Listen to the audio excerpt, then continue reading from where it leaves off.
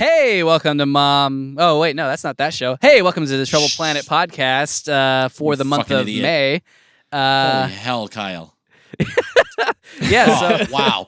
And we were just patting ourselves on the dick for being competent, and then you come in all turgid as the dawn, fucking naming the wrong damn show. Not even the wrong show, the wrong project entirely. yeah, man. Hey, there's only 2 projects we work on, okay? So I can't just keep them all thing separate. for us to be ashamed of. So, okay, what's on the agenda this month? Oh, so Nick and I actually just went to RavenCon in Virginia a few weeks ago. That was actually it was interesting, I'll say. Yeah, that was an experience. Like, if you are somebody who is not like super shamefully dug into the trenches of your fandom, then when you think like, oh, I enjoy X, and other rational, like-minded people also enjoy X, and look at that. Here's this get-together for everyone to enjoy X in a public forum. Time for an isosceles lock. Yeah, you think to yourself, I'm going to go and it's going to be great. We're going to have a good time and everything's going to be cool. And then you meet the people who are so over the fucking edge of the thing that you just like reasonably enjoy that you are now embarrassed that you like it at all. Yeah, that's my experience for every con I've been to. In fact, like the first one I ever went to was MagFest. It's like music and gaming. And I'm like, oh, that sounds like fun. I like games and music. And I went, and then they had a whole bunch of arcade cabinets everywhere. And I'm like, oh, this is really cool. I like arcade games. And then I met 3 people, and I'm like, I'm ready to go home. I have 3 days of this shit. All right. That's all I needed. Yeah, I fall into that fucking trap every so often. And my first major experience was MegaCon down in Orlando. Yeah. Like long time ago. And I showed up and there's all these people in costumes and, you know, a whole bunch of like merchandise for shit that I enjoyed. And I was like, wow, this is really neat. And I remember this was right after Clerks 2 had come out. Oh, because somebody made an actually really awesome tree ant costume where they were one of the giant fucking walking trees, like with branches and shit. Like they were actually up on stilts. Oh, I get what you're saying. I thought you said tree ant, and I assumed it was some Marvel shit. And I'm like, fuck this. I'm checking out. Yeah, fuck that. I'm not talking. No, like they had actually covered up the stilts with root-looking structures, and the whole costume made the dude like 9 feet tall, and it looked fucking amazing. They spent a lot of time on it. Yeah. But because they had to get up on these stilts, they couldn't take stairs or the escalator. It was just way too dangerous. So they had to stuff this motherfucker into an elevator to get him just up on the 2nd floor. Oh, God. And like as soon he's taking 20 minutes to try to get out without tearing all the branches off of his costume. Oh, people are helping him, and as soon as he gets out, for all of his effort, about 15 people are like, even the fucking trees walked in that movie, and everyone's laughing at him. And so, like, you know, I'm already having a giggle and a good time, and then contrast deeply to a little while later where there's a Nerf sword dueling arena, and people are just picking up whatever and going to town. There's a dude in a Cloud Strife costume holding his own against fucking everybody. He's doing impressively well, and then he gets paired up against this dude who came in dad jeans and a Naruto headband. Oh, Jesus. And that kid spazzed out with 2 little like short dildo looking things like he's fucking nerd wind. He's like he's having a goddamn conniption. And when it fails to make any form of connection, like even with another foam sword, the kid backs up, lifts his glasses up as a fucking stereotype and says, I've never seen anybody block that strike. God the damn autistic Sirocco.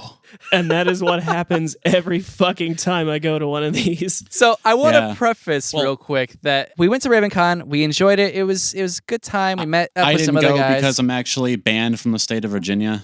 Yeah, Keith is banned. In case you are wondering. I just wanted to preface, it was a good time. Like, we actually got to be on some panels, got to meet some people, played some games. But other than that, I'm pretty sure all we're going to do is just shit on this con the entire time we're talking about it. I mean, that said, I'm not going to shit on it entirely. The panels actually were pretty neat. Yeah. I mean, if nothing else, it was the fact that we got to sit at a table and people gathered around like what we say matters worth of shit. And it wasn't in a courtroom for once. No, not at all. Very alien. Yeah, it was. So we did. The first panel I did was a podcasting panel, which was funny because at that time we had just done 3 podcasts. So I think we had finished our second episode of this. What a load. Which is hardly even a podcast. This is just us recording a Skype conversation. Yeah, pretty much. Well, I mean, that's how a lot of around. people do it. So we did that one. And then the second and the third one were shit shows all together. The second panel we were on was called Best of YouTube. Oh, shit. What the fuck does That's that mean? an oxymoron. Yeah. I'm a YouTube scientist, so you asked for my input, and I said, just basically hug Aliantos constantly. Right. Yeah, That's no, my it only. was... Oh God, he made a new one recently too. That would have been perfect timing. I just watched it today. Actually, the Asker Bunny just posted it on. Asker Bunny put it on our forum. So on Something Awful, which is an appropriate response to having to watch us play Waku Waku 7. Yeah, oh, man, fuck that game. I just watched that. He says, "You know what, you motherfuckers, you wasted 10 minutes of my time." Oh, 14 minutes, my friend. You wish it was 10 minutes. Yeah, I mean, time dilated there. It's hard to tell. Right. Anytime it's on in the room, all the VCRs and microwaves start flashing.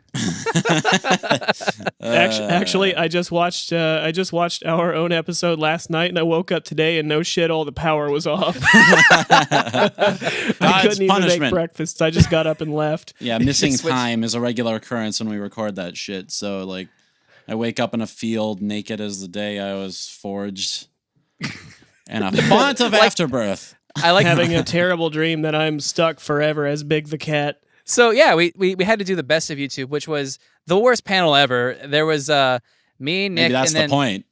Yeah. Well, no, here's the thing. Whoever it was that pitched this panel or was originally in charge said, was an idiot. Fuck this shit, and he quit the panel, so I got put in charge. That's just a boondoggle. I haven't heard any of this. I've pointedly not asked about RavenCon at all since for the last 2 months since you've been home.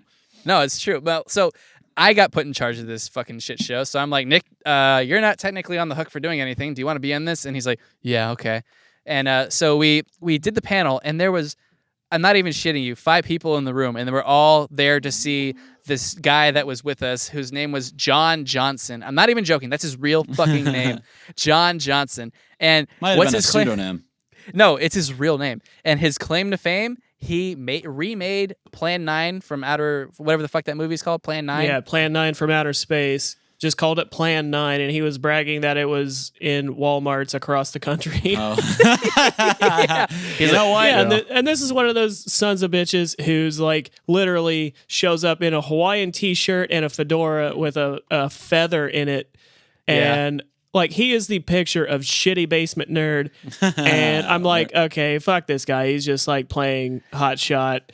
And Kyle, didn't you say that he really does have a pretty decent list of IMDb credits? Yeah, I looked at it. He's like actually done some real stuff, and I was kind of surprised because we're like, oh, I'm Kyle from Trouble Planet. We do this stuff on YouTube because it's his YouTube panel, and then Instant Replay Live guys were there, and they said their thing. And then we go to this guy, and he's like, I've made 178 different movies. And I'm like, all right, fuck you. I don't want to hear what you have to say anymore, dude. You're so full of yourself. But then it turns out, oh, no, he really probably has actually done this. Well, I mean, all the same, like, you can get IMDb credits for making a Full Sail student film. Yeah, I was going to say, if I like, can throw that out there. So, I mean, you could jam a pencil in your dick and record yourself drawing Bazooka Joe and still get IMDb credits. It doesn't quantity mean over quality is always, you know what I mean? Like, I mean, Asylum Films probably cranks out 100 movies a month. You know what I mean? That's true. I remember James Rolfe celebrated his 200th movie, and most of them were like, VHS movies he made when he was 6. So he might be counting that sort of stuff too.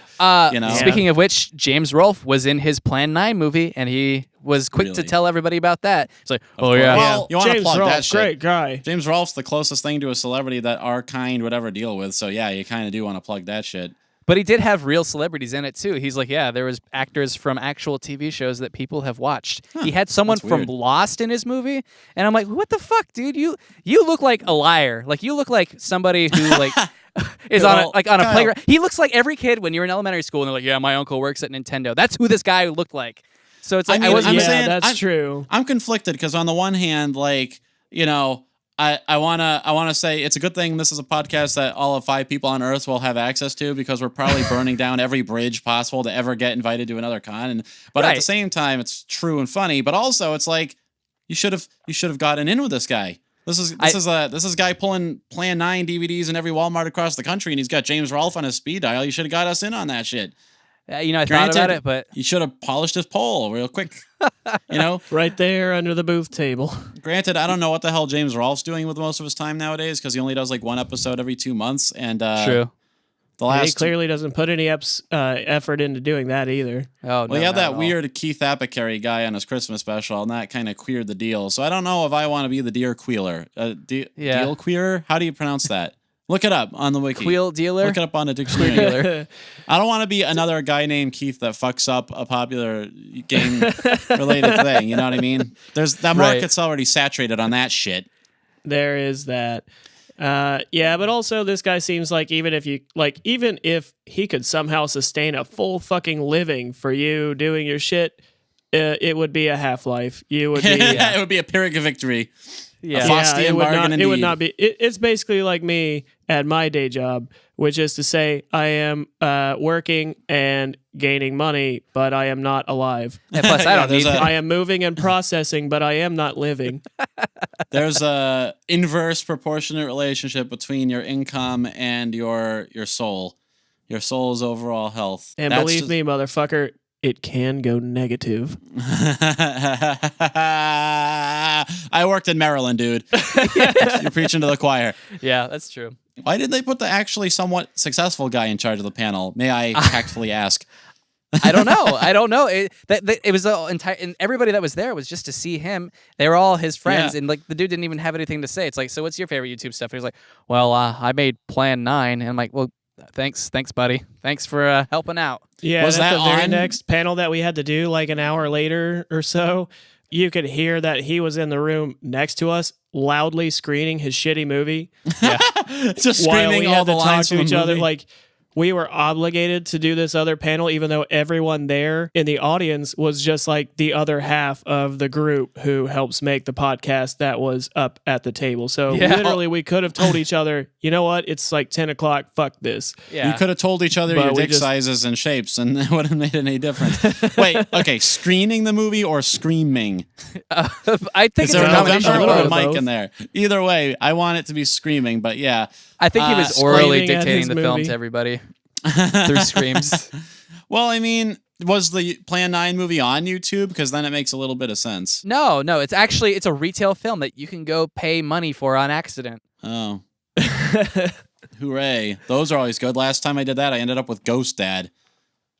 And I can't even cherish the memory now, because now there's this weird rapey subtext to everything happening in the movie. So you can't look at the cover without getting really skeeved out. Yeah. I used to actually, when I was living in Korea, because there wasn't really any way to rent films out there, so I just go to the BX and buy shit all the time. Why did you just go down to the pirate at that main street and buy all the pirated $2 DVDs you could ever possibly want? You're in Asia, son. That's Hollywood's like Tartarus. That's the bottom level of hell. They didn't have Blu-rays. Where movies get trapped. Oh, you motherfucker. I hate you so much. You're the kind of guy that would literally buy The Simpsons season 13 on any medium. In other words, damn, you deserve less respect than a Nazi war criminal. That's the season that Homer smoked pot, right? I don't know. The fact that you even know that off the top of your head is evidence that my thesis is correct. Whoa, hold on a second, Keith. I believe the other day we were Sonic the Hedgehog historian. Yeah. Whoa! Let's not say shit we can't take back. Was there a Sonic the Hedgehog panel at this thing? No, but they had a lightsaber teaching how to do duels class. Oh yeah. Well, it's always good to know there's a layer of autism below my own.